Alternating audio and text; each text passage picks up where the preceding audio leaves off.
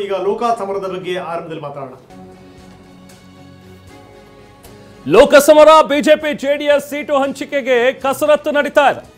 ಅಂತಿಮ ಘಟ್ಟ ತಲುಪಿದೆ ಕ್ಷೇತ್ರ ಹಂಚಿಕೆಯ ಒಂದು ಮಾತುಕತೆ. ದೆಹಲಿಯಲ್ಲಿ ಬೀಡು ಬಿಟ್ಟಿರುವಂತಹ ಮಾಜಿ ಸಿಎಂ ಕುಮಾರಸ್ವಾಮಿ ಈಗಾಗಲೇ ದೆಹಲಿಗೆ ಹೋಗಿದ್ದಾರೆ. ಕುಮಾರಸ್ವಾಮಿ ಬೆಳಿಗ್ಗೆ 10 ಗಂಟೆಗೆ ಅಮಿತ್ ಶಾ ಅವರ ಜೊತೆಗೆ ಭೇಟಿ ಮಾಡಿ ಮಾತುಕತೆಯನ್ನು ನಡೆಸಲಿಕ್ಕಿದ್ದಾರೆ.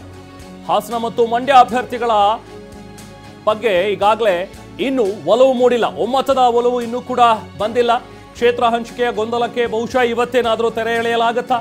ಈ ಪ್ರಶ್ನೆ ಈಗ ಮೂಡಿದೆ. ಹಾಸನ ಟಿಕೆಟ್ ಬಿಜೆಪಿಗೆ ಕೊಡೋದಕ್ಕೆ ಪ್ರೀತಮ್ ಗೌಡ ಪಟ್ಟು ಹಿಡಿದಿದ್ದಾರೆ ಒಂದ್ ಕಡೆ, ಇನ್ನೊಂದ್ ಕಡೆ ಮಂಡ್ಯ ಬಿಟ್ಕೊಡಲ್ಲ ಅಂತ ಹೇಳಿ ಸುಮಲತಾ ಅವರು ಕೂಡ ಪಟ್ಟು ಹಾಕಿದ್ದಾರೆ. ಇದೆಲ್ಲಾ ಗೊಂದಲಕ್ಕೆ ಇವತ್ತೇನಾದ್ರೂ ಬ್ರೇಕ್ ಬೀಳುತ್ತಾ ಅನ್ನುವಂಥದ್ದು ಪ್ರಶ್ನೆ. ಸೊ ಈಗಾಗಲೇ ದೆಹಲಿಗೆ ಹೋಗಿರುವಂತಹ ಕುಮಾರಸ್ವಾಮಿ ನಿನ್ನೆ ಮಧ್ಯಾಹ್ನ ದೆಹಲಿಗೆ ತೆರಳಿದ್ದಾರೆ. ಇವತ್ತು ದೆಹಲಿಯ ವರಿಷ್ಠರ ಜೊತೆಗೆ ಚರ್ಚೆಯನ್ನ ಮಾಡಲಿಕ್ಕಿದ್ದಾರೆ. ಪ್ರಮುಖವಾಗಿ ಮಂಡ್ಯ ಮತ್ತು ಹಾಸನದ ಲೋಕಸಭಾ ಟಿಕೆಟ್ ಯಾರ ಪಾಲಾಗುತ್ತೆ ಅಂತೇಳಿ. ಈಗ ಜೆಡಿಎಸ್ ಈಗಾಗಲೇ ಕೇಳಿರೋ ಹಾಗೆ ಹಾಸನ ಮತ್ತು ಮಂಡ್ಯ ಎರಡೂ ಕೂಡ ಜೆಡಿಎಸ್ಗೆ ಸಿಗಬೇಕು ಅನ್ನುವಂಥದ್ರ ಬಗ್ಗೆ ಈಗಾಗಲೇ ನೀವು ಪೋಷಕರಾಗಲು ಕಾಯುತ್ತಿದ್ದೀರಾ? ಚಿಂತಿಸದಿರಿ. ಓಯಾಸಸ್ ಫರ್ಟಿಲಿಟಿ 90,000 ದಂಪತಿಗಳ ಜೀವನದಲ್ಲಿ ಸಂತೋಷವನ್ನು ತಂದಿದೆ. 7825893601ಗೆ ಕರೆ ಮಾಡಿ ಅತ್ಯದ್ಭುತ ರಿಯಾಯಿತಿ ಪಡೆಯಿರಿ ಹಾಗೂ ಎಲ್ಲರಿಗೂ ಗುಡ್ ನ್ಯೂಸ್ ಕೊಡಿ. ಪ್ಲಾನ್ ಮಾಡ್ಕೊಂಡಿದ್ದಾರೆ. ಸೊ ಹಾಗಾಗಿ ಹಾಸನದಿಂದ ಈಗಾಗಲೇ ಪ್ರಜ್ವಲ್ ಅವರನ್ನೇ ಕಣಕ್ಕಿಳಿಸಬೇಕು. ಮಂಡ್ಯದಲ್ಲಿ ಬಹುಶಃ ಕುಮಾರಸ್ವಾಮಿ ಅವರು ಇಳಿಬೇಕಾ ಅಥವಾ ಬೇರೆ ಇನ್ಯಾರನ್ನಾದರೂ ಕಾರ್ಯಕರ್ತರನ್ನ ಕಣಕ್ಕಿಳಿಸಬೇಕಾ, ಈ ಬಗ್ಗೆ ಇನ್ನೂ ಕೂಡ ಚರ್ಚಾ ಹಂತದಲ್ಲಿದೆ. ಬಟ್ ಈ ನಡುವೆ ಪ್ರೀತಮ್ ಗೌಡ ಒಂದು ಮಾತನ್ನ ಹೇಳಿರುವಂಥದ್ದು, ಹಾಸನದಲ್ಲಿ ಯಾವುದೇ ಕಾರಣಕ್ಕೂ ಜೆಡಿಎಸ್ಗೆ ಹೋಗಬಾರ್ದು, ಟಿಕೆಟ್ ಬಿಜೆಪಿಗೆ ಸಿಗಬೇಕು ಅನ್ನುವಂಥದ್ರ ಬಗ್ಗೆ ಪ್ರೀತಮ್ ಗೌಡ ಮಾತಾಡಿದ್ದಾರೆ. ಇನ್ನು ಮಂಡ್ಯದಲ್ಲಿ ಸುಮಲತಾ ಅವರು ಕೂಡ ನಾನು ನಿಂತರೆ ಮಂಡ್ಯದಿಂದನೇ ಸ್ಪರ್ಧೆ ಮಾಡೋದು ಅನ್ನುವಂಥದ್ರ ಬಗ್ಗೆನೂ ಕೂಡ ಹೇಳಿದ್ದಾರೆ.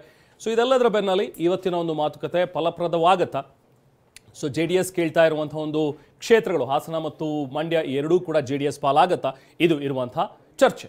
ಆರಂಭದಿಂದಲೂ ಕೂಡ ಪ್ರೀತಮ್ ಗೌಡ ಇದಕ್ಕೆ ಸಂಬಂಧಪಟ್ಟಂಗೆ ಮಾತಾಡ್ತಾನೆ ಇದ್ದಾರೆ. ಎಲ್ಲರ ಕಡೆಗೆ ಪ್ರೀತಮ್ ಗೌಡರಿಗೆ ಇದಕ್ಕೆ ಸಂಬಂಧಪಟ್ಟಂಗೆ ಏನು ಅಂತಂದರೆ ಅವರಿಗೆ ಸಮಾಧಾನ ಇಲ್ಲ, ಯಾಕೆ ಬಿಟ್ಕೊಡ್ಬೇಕು ಅನ್ನುವಂಥದ್ದು. ಜೊತೆಗೆ ಏನು ಅಂದರೆ ನಾವಿಲ್ಲಿ ಹೋರಾಟ ಮಾಡಿರುವಂಥದ್ದು, ಹೋರಾಟ ಮಾಡಿ ಬಿ ಜೆ ಪಿನ ಬೆಳೆಸಿದ್ದೀವಿ, ಹೀಗಾಗಿ ಏಕಾಏಕಿ ಬಿಟ್ಕೊಟ್ಬಿಟ್ರೆ ಗತಿ ಏನು ಅಂತ. ಈ ಮೊನ್ನೆ ನಡೆದಂಥ ಈ ಧ್ವಜ ದಂಗಲ್ ಇದೆಯಲ್ಲ, ಆ ಧ್ವಜ ದಂಗಲ್ ಸಂದರ್ಭದಲ್ಲೂ ಕೂಡ ಈ ಪ್ರೀತಮ್ ಗೌಡರು ಕುಮಾರಸ್ವಾಮಿ ಬಂದ ತಕ್ಷಣ ಅಲ್ಲಿಂದ ಜಾಗ ಖಾಲಿ ಅಂದರೆ ಅವ್ರಿಗೂ ಇವ್ರಿಗೂ ಸಹಮತ ಇಲ್ಲ, ಅಷ್ಟಕ್ಕಷ್ಟೇ ಅನ್ನೋದನ್ನು ಪದೇ ಪದೇ ಸಾಬೀತು ಮಾಡ್ತಾನೆ ಇದ್ದಾರೆ. ಬನ್ನಿ ನಮ್ಮ ಪ್ರತಿನಿಧಿ ಸುನಿಲ್ ಈಗ ನಮ್ಮೊಂದಿಗೆ ನೇರ ಸಂಪರ್ಕದಲ್ಲಿದ್ದಾರೆ. ಸುನಿಲ್, ಒಂದು ಗಮನಿಸಬೇಕಾದಂಥ ಸಂಗತಿ, ಅಷ್ಟು ಸುಲಭ ಇಲ್ಲ. ಯಾರ ಜೊತೆ ದೋಸ್ತಿ ಮಾಡಿಕೊಂಡ್ರು ಕೂಡ ಅಲ್ಲಿನ ಸ್ಥಳೀಯರು ಅಂತಂದರೆ ಅಲ್ಲಿನ ಏನು ಬೆನ್ನೆಲುಬು ಅಂತ ನಾವೇನು ಹೇಳ್ತೀವಿ ಕಾರ್ಯಕರ್ತರು ಅಷ್ಟು ಸುಲಭವಾಗಿ ಮಿಂಗಲಾಗಬೇಕು ಅನ್ನುವಂಥದ್ದು ಏನಿಲ್ಲ.